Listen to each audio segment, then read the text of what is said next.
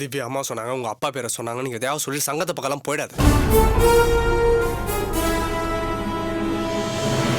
டேய், நம்ம கம்பெனி இருக்குடா, அந்த வேலையை பார்க்கறதுக்கே டைம் கரெக்டா இருக்கும். புரியுதா? என்ன பேசுறீங்க? அவர் இப்பதான் ஒரு பொசிஷனுக்கு வந்திருக்காரு, அத போய் வேண்டான்னு சொல்றீங்க? என்னமா பேசுற நீ? ஜாதி சங்கத்துக்கு தலைவரா அவர்தான் பொசிஷன். அவன் தான் புரியாம பேசுறானா, நீயும் அதே மாதிரி பேசிட்டு இருக்க. பிசினஸ் பண்ணி பெரிய லெவல்ல வரணுமா? அதை விட்டுட்டு சங்கம் அப்படி இப்படின்னு போனானா இவனுக்கு பிரச்சனை அவனுக்கு பிரச்சனை பஞ்சாயத்து தான் போவான். உங்க அம்மா சொன்னாங்களேன்றதுக்காக பேசாத திவ்யா, கொஞ்சம் புரிஞ்சு பேசு. எனக்கு இந்த மாதிரி பண்றது சுத்தமா பிடிக்கல திவ்யா. உங்களுக்கு பிடிக்கலங்கிறதுக்காக எங்க அம்மாவோட எஃபர்ட் அண்டர் எஸ்டிமேட் பண்ணாதீங்க. என்னமா பேசுற நீ? நாங்களே போறேன்னு சொன்னாலும் நீ தான் சண்டை போட்டு சங்கம் எலெக்ஷன் இதெல்லாம் வேணான்னு சொல்லணும்.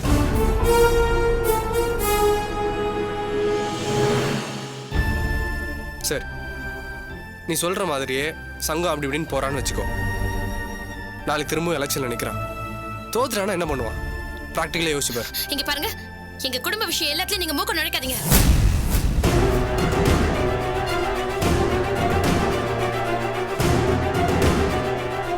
டேய், அப்படியே நுழைஞ்சிடும்.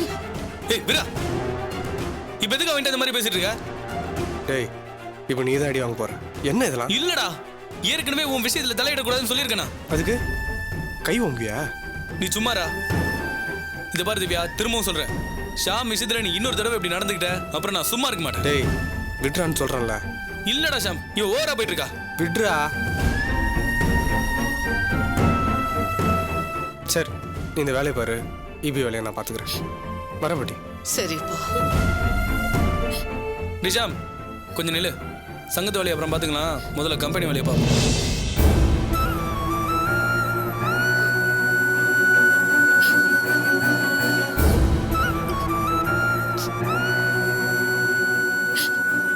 ஏன் பாட்டி, உங்க பேரை பேசிட்டு போறது சரியா இருக்கா? நான் என்ன தப்பா சொல்லிட்டேன்னு இப்படி பேசிட்டு போறாரு? நீங்களாவது என்னன்னு கேட்டிருக்கலாம்ல, பேசாம உட்காந்துருக்கீங்க. அவங்கிட்ட என்னென்னமா பேச சொல்றேன்? ஏன்பா அவன் மேல என்ன தப்புன்னு கேட்காம வேடிக்கை பார்த்துட்டு இருக்கீங்களே? பொண்டாட்டியை விட ஃப்ரெண்ட் அப்படி என்ன வசதின்னு கேட்க வேண்டியதானே?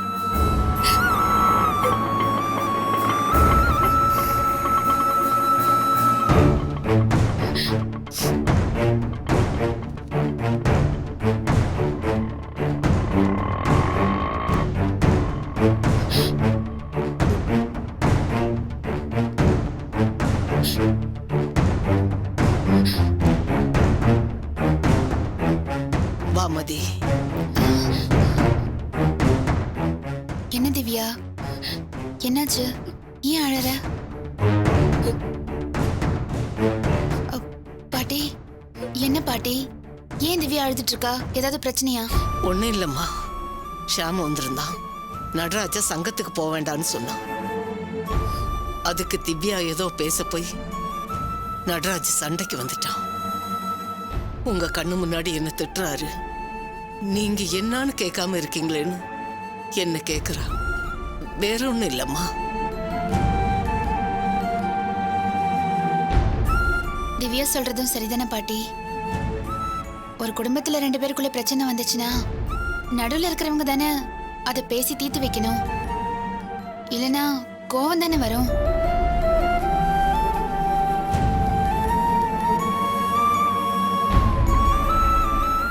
இங்க பாரு திவ்யா, நான் சொல்றேனேன்னு கோவப்படாத. நீயும் அந்த மாதிரி தானே நடந்திருக்கணும். அம்மா பார்லருக்கு வந்திருந்தாங்க. அங்க வந்து ரொம்ப ஃபீல் பண்ணி பேசினாங்க திவ்யா.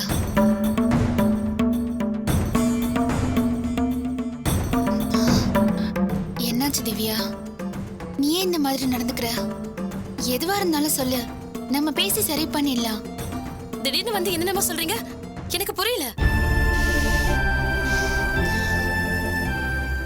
நடராஜா அம்மாவும் சண்டை போட்டுக்கிட்டாங்களா? ஏன் திவ்யா, அவங்க 2 பேரும் சண்டை போட்டாங்கன்னா நீ என்ன செஞ்சிருக்கணும்? ஒன்னு நடராஜ திட்டிருக்கணும், இல்ல அம்மா மேல தப்பு இருந்தா அம்மாவை திட்டிருக்கணும். அது எதையுமே செய்யாம நீ பாட்டுக்கு எனக்கு என்ன வந்துச்சுன்னு சும்மா இருந்திருக்க. இதுல நான் என்னங்க பண்ண முடியும்? என்ன திவ்யா, இதுக்கு முன்னாடி நீ இந்த மாதிரி இருந்தது இல்லையே, இப்ப என்னாச்சு? நான் எப்பவும் போலதான் இருக்கேன். இல்ல திவ்யா, அவங்க தான் சொல்றாங்களே. அது மட்டும் இல்ல, எனக்கும் தெரியுது. நீங்க 2 பேரும் தான் மாறி மாறி என்ன பத்தி பேசிக்கிட்டு இருக்கீங்க. ஆனா நான் மாறல.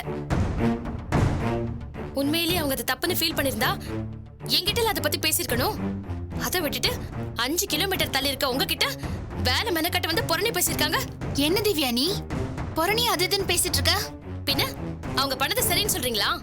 இங்க பாரு, அவங்க உன்னை குத்தமா வந்து என்கிட்ட எதுவும் சொல்லல. அது மட்டும் இல்ல, அம்மா இந்த உலகத்திலேயே 2 பேரை தான் பெருசா நினைக்கிறாங்க. ஒன்னு நீ, இன்னொன்னு சூர்யா. நீங்க 2 பேரும் மட்டும்தான் அவங்க மனசை காயப்படுத்தல. மத்த எல்லாருமே அவங்கள ரொம்ப நோகடிச்சிருக்காங்க. நானும் நடராஜும் அம்மாவோட பேரை சொல்ல கூட தகுதி இல்லாதவங்க. அந்த அளவுக்கு அவங்கள நாங்க 2 பேரும் காயப்படுத்திருக்கோம். இந்த வீட்டுக்கு வந்ததுல இருந்து அம்மாவ நீ ஒரு தாய்க்கு மேல தானே பாத்துட்டு இருந்திருக்க. நீ அவங்கள முகம் சுழிச்சு ஒரு சின்ன வார்த்தை சொன்னா கூட அவங்களால தாங்கிக்க முடியாது திவ்யா. இங்க பாரு திவ்யா, ப்ளீஸ் அவங்கள நீ புரிஞ்சுக்கோ. நொந்து நொந்து வாழ்ந்தவங்க அவங்க. தயவு செஞ்சு அவங்க மனசை நீ நோகடிச்சிடாத. எனக்கு இது அநியாயமா இருக்கு. அவங்க என்ன பத்தி வந்து தப்பா சொல்லுவாங்க, நான் அவங்க மனசை நோக்கடிக்கிறேனா? திவ்யா, நான் என்ன மதி, சொல்ல... விடம்மா, விடு. திவ்யா, போம்மா, போய் உள்ள வேலையை பாரு. போம்மா.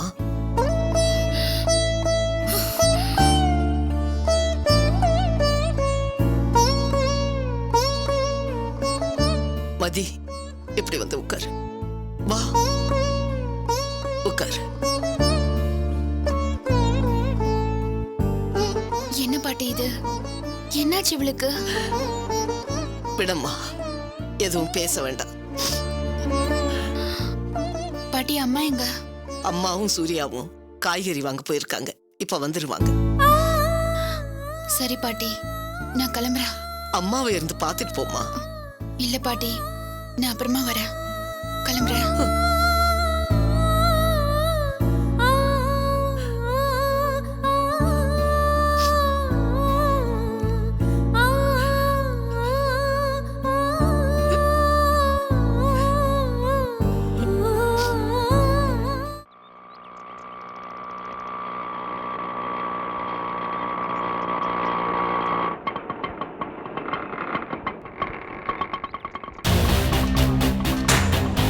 எவ்வளோங்க ஆச்சு?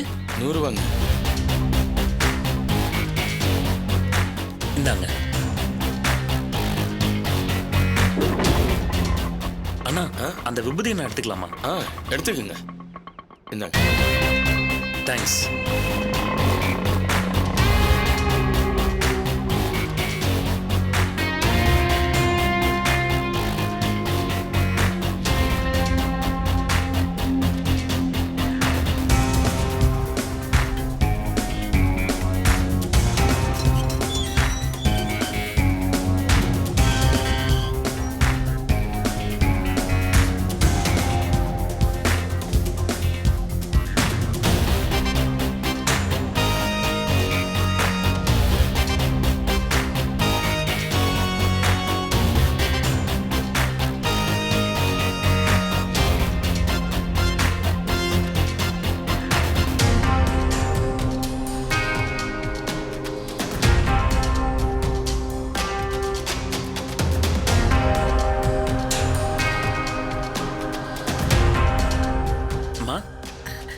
வாங்க தம்பி.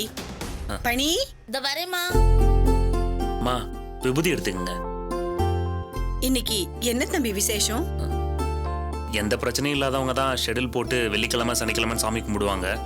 எனக்கு பிரச்சனைக்கா பஞ்சம். வாங்க சோமு. ஆமா, ராத்திரி ஏன் அப்படி அறக்க பறக்க ஓடுனீங்க? எடுத்துக்கோ, சொல்றேன். அதுக்காக தான் இந்த வேண்டுதல். ராத்திரி நான் இங்கேருந்து போறேன். அம்மாவுக்கு ரொம்ப பைத்தியம் ஜாஸ்தி ஆயிடுச்சு. யாராலையும் அவங்கள கண்ட்ரோல் பண்ண முடியல. ரொம்ப போராடி கஷ்டப்பட்டு ஒரு கார் வச்சு ஹாஸ்பிட்டல் கூட்டு போனோம். அங்க டாக்டராலையும் முடியல.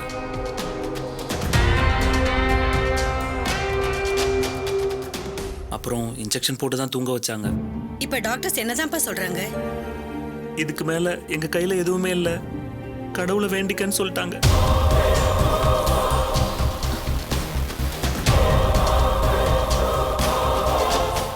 அதான் காலையில எழுந்திரிச்சு கோயிலுக்கு போயிட்டு வரேன்.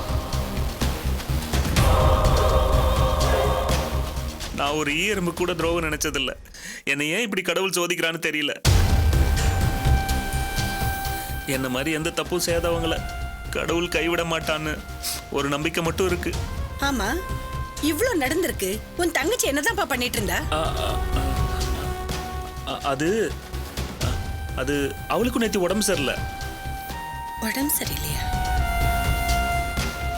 ஃபுல்லா குளிர் ஜுரம். பெட்ஷீட்டை போத்திட்டு படுத்தவ காலையில தான் எந்திரிச்சா. என்னது குளிர் ஜரமா? ஏன் சம போய் சொல்றீங்க? ராத்திரி பூரா உங்க தங்கச்சிக்கு நான் ஃபோன் ட்ரை பண்ணிட்டே இருந்தேன். எங்கேஜ்டாவே இருந்தது. உடம்பு சரியில்லாத ஒருத்தங்க ராத்திரி அவ்வளவு நேரம் பேசுவாங்களா? ஏன் சம தயங்குறீங்க? நான் ஏதாவது உங்ககிட்ட இருந்து மறைக்கிறேனா? அப்புறம் நீங்க மட்டும் ஏன் சொல்லாம? ப்ளீஸ் ப்ளீஸ் பண்ணி என்ன சந்தேகப்பட்டு ஒரு வார்த்தை கூட சொல்லிடாத.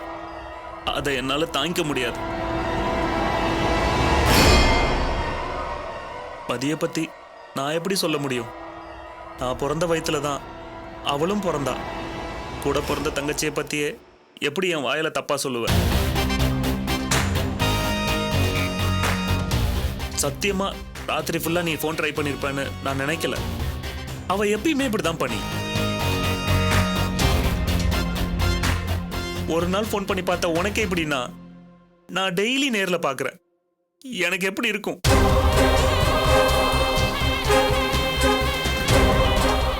அண்ணன் இருக்கேன்னு கூட பார்க்க மாட்டா. ஆம்பளை பசங்களுக்கு ஃபோன் பண்ணி விடிய விடிய பேசுவா. என்னால எதுவுமே கேட்க முடியாது. மீறி கேட்டா அவ்வளவுதான், வீடே ரணகலமாக்கிடுவா. எங்கேயாவது யார் கையிலாவது புடிச்சு குத்தலான்னு பார்த்தா முடியல பண்ணி. உங்ககிட்ட சொல்றதுக்கு என்ன? எங்க சொந்தக்காரங்களுக்கு இவ கேரக்டர் பத்தி நல்லா தெரியும். யாருமே இவளை கட்டிக்க வரமாட்டாங்க. சரி வெளியே எங்கேயாவது மாப்பிள்ளை பார்க்கலான்னா எங்க அம்மா இருக்கிற நிலைமையை பார்த்து வேணான்னு போயிடுறாங்க. யார் செஞ்ச பாவமோ எல்லாம் என் தலைமையில வந்து விடிஞ்சிருச்சு. உன்னை கெஞ்சி கேட்டுக்கிறேன் பண்ணி, இனிமே மதிக்கிட்ட பேசாத, அந்த பார்லருக்கும் போவாத.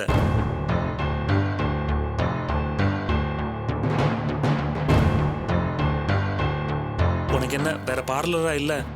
எனக்கு தெரிஞ்சு என் தங்கச்சியோட கான்டாக்ட் வச்சிருந்தா உனக்கும் தேவையில்லாத கெட்ட பேர் தான் வரும். இதெல்லாம் இத்தனை நாளா சொல்ல முடியாம தவிச்சிட்டு இருந்தேன். உன்னை அங்க போக வேண்டாம், மதிக்கிட்ட பேச வேண்டாம்னு சொன்னேன். இப்ப வேற வழி இல்லாம எல்லா உண்மையும் சொல்லிட்டேன். இதுக்கு மேலையும் என்ன நீ மன்னிச்சு ஏத்துக்கிறதும் ஏத்துக்காததும் உன் கையில தான் இருக்கு. இப்ப மட்டும் இல்லைங்க, எப்பவும் சொல்றோம். உங்க மேல எந்த தப்பும் இல்ல. நாங்க உங்களை எந்த குறையும் சொல்ல மாட்டோம். தேங்க்ஸ் பண்ணி. ஆனா ஒண்ணே ஒண்ணு மட்டும் தம்பி, உங்க அம்மாவை தயவு செஞ்சு பெய்டு ஹோம்ல சேர்க்கறதுக்கு ஏற்பாடு பண்ணணும். அப்படியே உங்க தங்கச்சிக்கு கூடி சீக்கிரம் ஒரு வழி பண்ணுங்க. நானும் அதே தான் நினைச்சிட்டு இருந்தேன். உடனே அதுக்கான வழியை பாக்குறேன். சரி, காலையில கோயிலுக்கு போனதுனால சாப்பிடாம வந்திருப்பீங்க. வாங்க சாப்பிடுங்க. இல்ல பண்ணி, சாப்பிடவே தோணல. அதெல்லாம் ஒண்ணு இல்ல, கொஞ்சமாவது சாப்பிடலாம். வாங்க.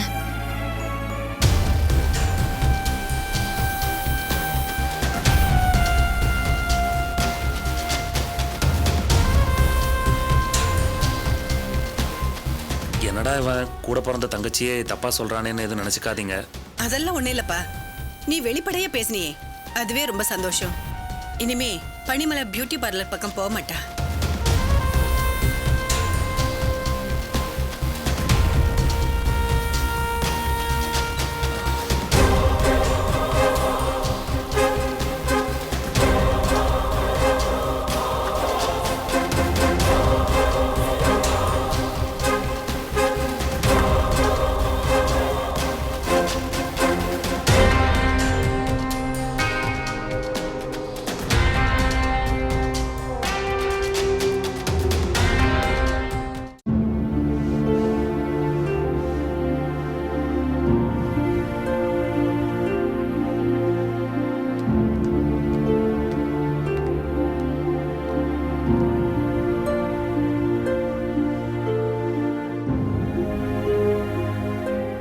அண்ணே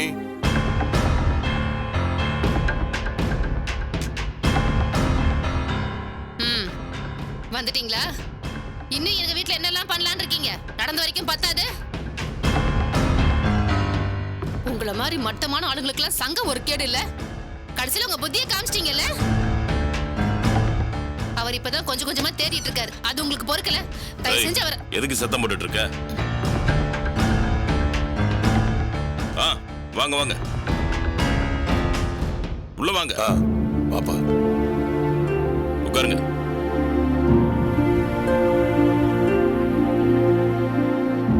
என்ன சாப்பிடுறீங்க? ஆமா, இவங்க செஞ்ச காரியத்துக்கு உபச்சாரம் ரொம்ப முக்கியம். ஏய், வீட்டுக்கு வந்தவங்க கிட்ட இப்படிதான் பேசுவியா? இவங்க செஞ்ச உதவியை எப்படி மறக்க முடியும்? இப்ப வாய மூட போறியா இல்லையா? விடுங்கண்ணே, அவங்க ஆத்திரப்படுறதுல அர்த்தம் இருக்கு. நம்ப வச்சு கழுத்து அறுத்துட்டானுங்க. காசை வாங்கும் போது பல்ல இழிச்சுக்கிட்டே வாங்கினானுங்க. ஆனா கடைசி நேரத்துல இப்படி கவுத்துருவாங்கன்னு தெரியாம போச்சு. விடுப்பா, திரும்ப திரும்ப அதையே பேசிக்கிட்டு. நாம விட்டாலும் அந்த பையன் விட மாட்டான் போல இருக்கண்ணே.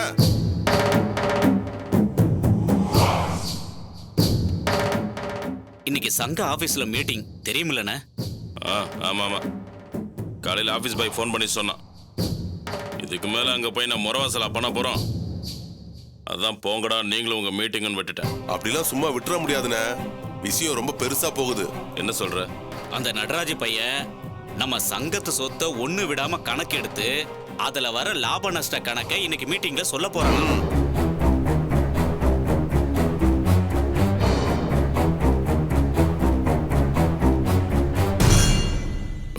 இப்ப என்ன பண்றது? என்னங்க நீங்க இன்னமும் இவங்க சொல்றாங்கன்னு டவுசர் கூட போட தெரியாத பையல பார்த்து பயந்துட்டு இருக்கீங்க?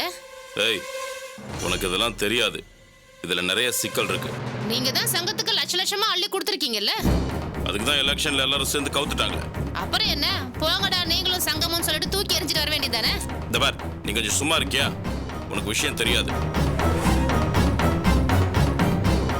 நானும் இப்ப கிளம்பி வந்துடுறேன். நீங்க நம்ம ஆளுங்களை எல்லாம் ரெடி பண்ணி வச்சிருங்க. சரிங்கண்ணா.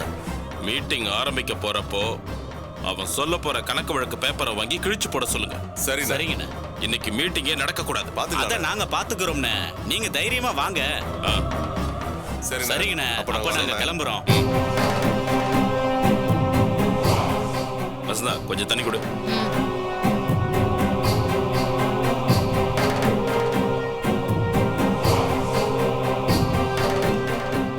நீங்க தப்பு பண்ணிருப்பீங்கன்னு என்னால நம்ப முடியலங்க.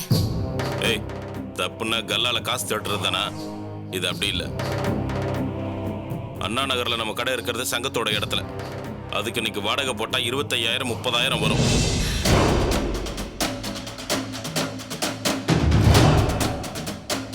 அதை லீஸுக்குன்னு சொல்லி 1000 ரூபாய்க்கு அக்ரிமெண்ட் போட்டேன். இப்ப 3000 ரூபாய் வாடகை கொடுத்துட்டு இருக்கேன். இத மாதிரி எங்க ஆளுங்க சில பேருக்கு செஞ்சு கொடுத்துருக்கேன். விஷயம் வெளியே தெரிஞ்சதுன்னா ரொம்ப அசிங்கமா போயிடும். நமக்கு எதுக்குங்க அந்த காசெல்லாம்? வாடகை பணம் என்னவோ அந்த துட்டை தூக்கி போட்டு போக வேண்டியது தானே? இப்போ வந்து சொல்லு. அன்னைக்கு கொண்டு வந்து கொடுக்குறப்ப வாங்கி வாங்கி பீரோல வச்சல. இன்னைக்கு நம்ம இவ்வளவு வசதியா இருக்கோம்னா அன்னைக்கு நான் அதெல்லாம் பண்ணதுனாலதான். சரிங்க, இப்ப என்ன பண்ண போறீங்க? என்ன பண்றது? இந்த மீட்டிங்கை நடக்க விடாம பண்ணணும். அதை நான் பாத்துக்கிறேன். நான் சஞ்சயோட சங்கத் ஆபீஸ் வரைக்கும் போயிட்டு வரேன். சஞ்சய், சஞ்சய்.